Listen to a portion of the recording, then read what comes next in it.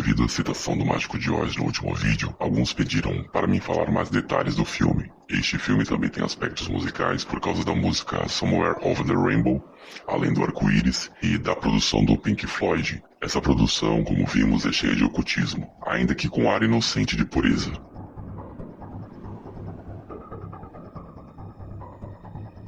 Possui simbologia de iniciação, que é o caminho do espiral dourado, da Ordem Aurora Dourada. O sapato de Dorothy no filme é vermelho, mas na descrição original do livro ele era prata, simbolizando o cordão de prata, que é uma alusão às viagens astrais. O caminho do espiral é o caminho da serpente, apresentado pela Ordem Golden Dawn, no qual Crowley era adepto.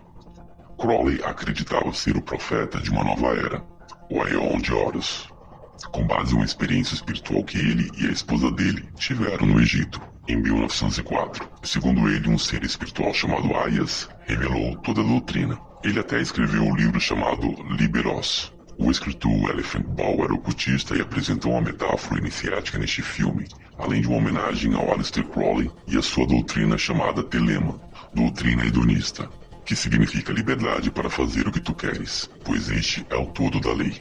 A Cidade das Esmeraldas é o caminho que o iniciático faz ao Hades em busca da Pedra Filosofal. Este ritual geralmente envolve o uso da energia de Kundalini e a prática da alquimia sexual. É por isso que a jornada de Dorothy segue a Cidade das Esmeraldas, que simboliza a busca pela Pedra Filosofal. Este ritual também é chamado na maçonaria de Vitriol, descendo ao Hades pelo caminho da espiral de 9 círculos, como apresenta Dante na sua Divina Comédia. Sendo que o verde, da Cidade das Esmeraldas, simboliza o chakra central, a pedra do coração.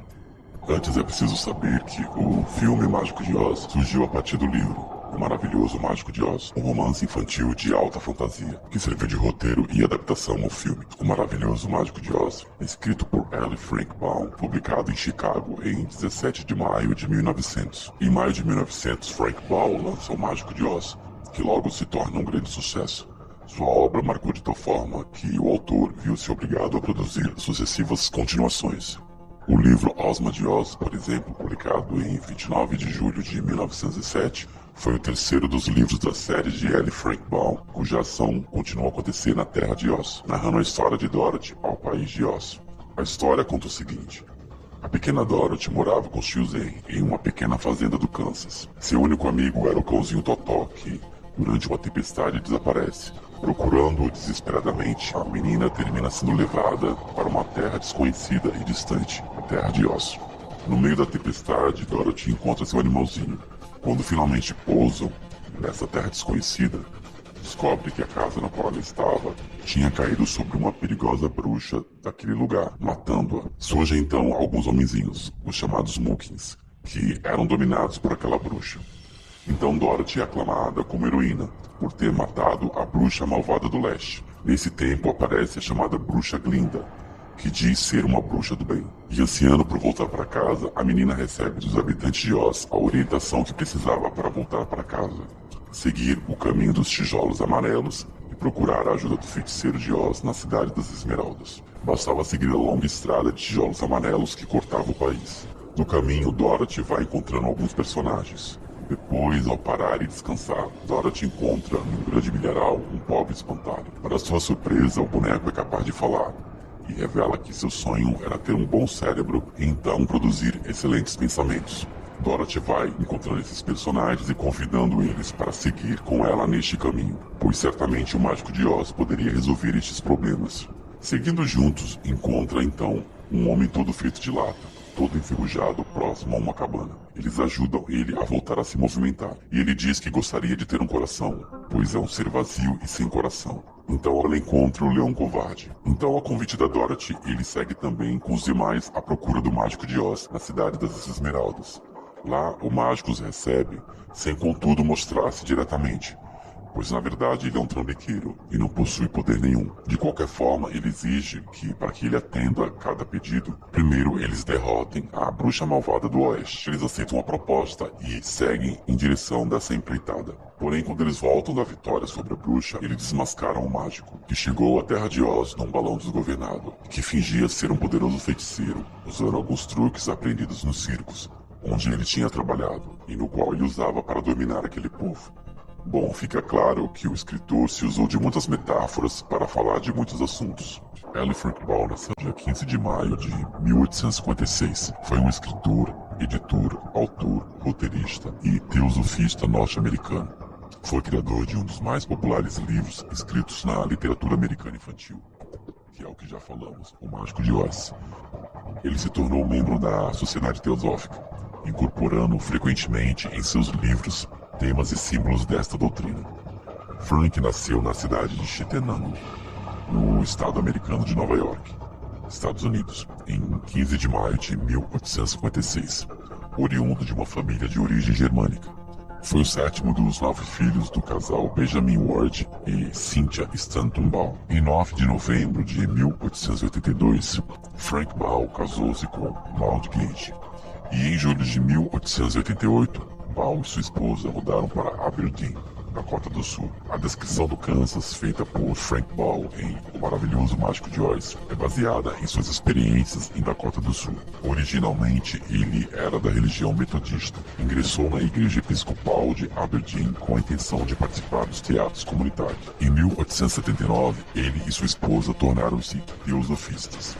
A teosofia consiste em um conjunto de doutrinas religiosas de caráter sincrético, místico e iniciático, acrescidas eventualmente de reflexões filosóficas que buscam o conhecimento da divindade para alcançar a elevação espiritual. A chamada teosofia é a doutrina espiritualista, fundada no século XIX por Helena Blavatsky, que está ligada às tradições ocultistas e às religiões orientais, chamada de teosofismo.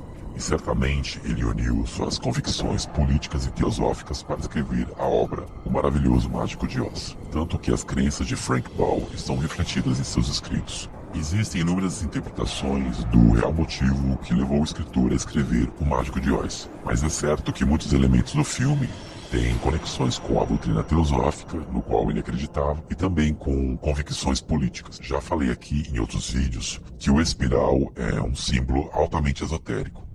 Ele está ligado ao caminho iniciático da serpente. Os espirais estão relacionados às espirais do universo e também é uma alusão à seita Aurora Dourada. É inegável que este clássico está repleto de significados esotéricos, tendo em vista o grande interesse de Frank Baum pela teosofia, além da interpretação da situação política dos Estados Unidos da América naquela época.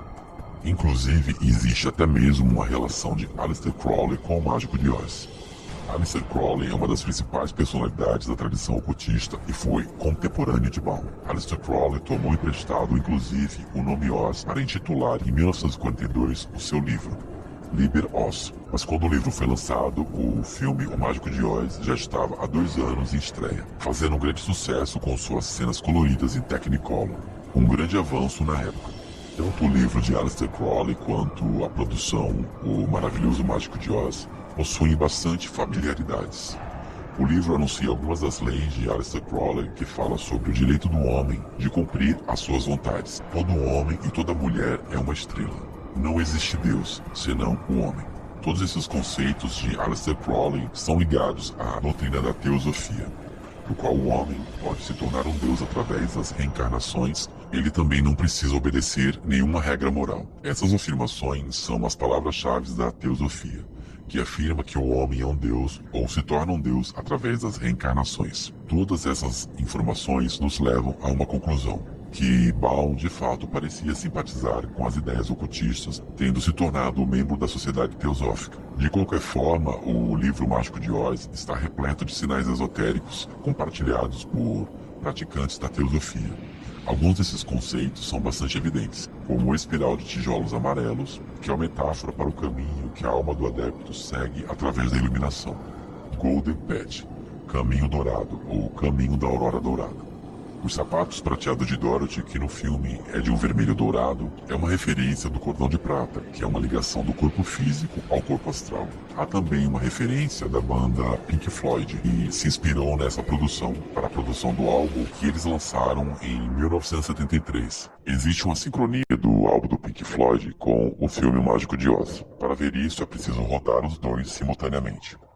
é bastante sinistro. O meio musical virou moda falada Estrela de Oz, com uma ligação à fama e sucesso. A atriz Judy Garland recebeu o Oscar Juvenil, um prêmio especial em reconhecimento pela sua atuação em O Mágico de Oz. Mas ela foi uma atriz que passou por muito sofrimento e morreu muito nova. Judy enfrentou vários problemas ao longo de sua vida. Ela era insegura com sua aparência e tinha fortes sentimentos de inferioridade que se agravaram quando executivos de cinema disseram que ela era feia e com sobrepeso. Os seus primeiros 4 casamentos terminaram em divórcio. Ela tentou o suicídio várias vezes. Judy morreu de uma overdose acidental aos 47 anos, deixando 2 filhas, a atriz Liza Minnelli, Lorna Luft e o filho Joy Luft. Além disso, o ex-marido de Judy deixou relatos chocantes sobre os abusos que ela sofreu durante a gravação de O Mágico de Oz. Os anões do filme eram todos adultos, com mais de 40 anos.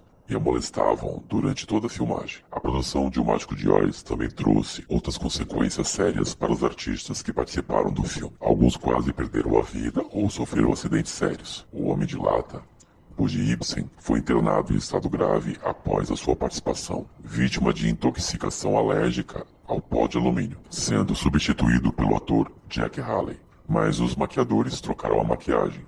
Ainda assim, Haley ficou hospitalizado por 4 dias quando seus olhos irritados indicaram que ele poderia perder a visão. A atriz que viveu a Bruxa do Oeste, Margaret Hamilton, tinha a pele esverdeada. Sua maquiagem era uma base química misturada a outros cosméticos. A atriz teve que ser exposta ao fogo em diversas cenas. A famosa cena em que a bruxa morre derretida diante de Dorothy foi particularmente árdua e perigosa. Os cenógrafos e contra-regras planejaram para Margaret um alçapão através do qual ela era abaixada, enquanto o amplo figurino da bruxa se esvaziava do seu corpo, mas que também serviu para quase matá-la dentro do cubículo que ela ficava presa no final da tomada. O calor dos estúdios de Culver City, mobilizados para abrigar os cenários gigantes de O Mágico de Oz, era simplesmente intolerável, mesmo durante o inverno do sul da Califórnia. Os 40 quilos de pele verdadeira do leão covarde, vividos por Betty Lá, por exemplo, lhe traziam grande sofrimento.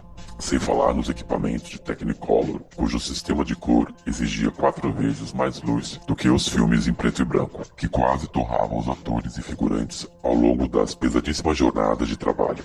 Bom, com tudo isso que foi dito, deu para captar qual foi o espírito que influenciou esta produção. Ainda que por muito tempo isso possa ter nos fascinado, iludindo a nossa inocência, jamais imaginávamos tantas histórias terríveis por trás dessa produção. Um grande shalom a todos, um forte abraço e até mais.